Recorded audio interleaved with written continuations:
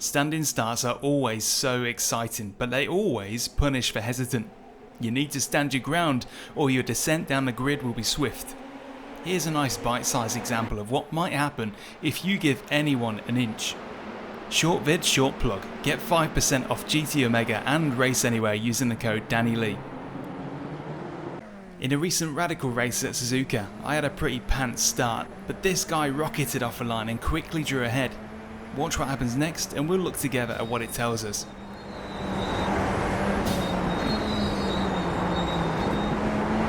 So, the guy shoots off the line and has a great start, and as soon as he's clear of me, I half expect him to move across and sit on the inside line, sealing his position. But instead he kinda stays outside and leaves a car's width and more. Yeah, he's ahead, but only by a tenth, 2/10 max.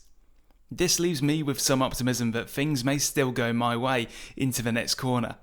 Had he covered the inside line, then I would take that as a signal, don't try anything. But as it stood, hope remained. As we go into turn 1, he doesn't close off the inside line, instead he keeps somewhat wide. The line he's chosen is completely fine if you're mid-race with nobody close behind you. However, on lap 1, turn 1, with the pack following in striking distance, this is a stamped and addressed invitation. And feeling a moment of uncertainty in the other driver, I take it, squeezing the throttle and drawing alongside.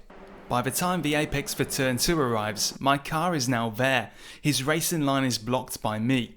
Lucky for me, he recognises this and I don't have to slam the brakes to back out and avoid a pinch, but now he's stuck out wide. To make it worse, not only did I steal the spot back that he earned fair and square 5 seconds earlier, but someone followed me whilst the door was open, bumping him down to 6th by corner exit when he'd entered it in 4th, all because he left me an opportunity. Maybe I'm reading into this way too much, maybe he missed his braking point, maybe he had no confidence on cold tyres and didn't mean to hang wide. Maybe he knew the risks but wanted to prioritise attacking the cars in front of him over defending against those behind. Either way, were our positions to be switched, I would have strongly protected that inside line every time until things settled down.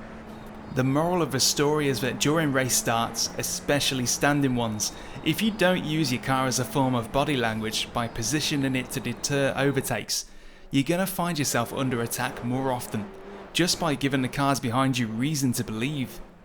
Have a plan to get your car in a position that makes you harder to attack.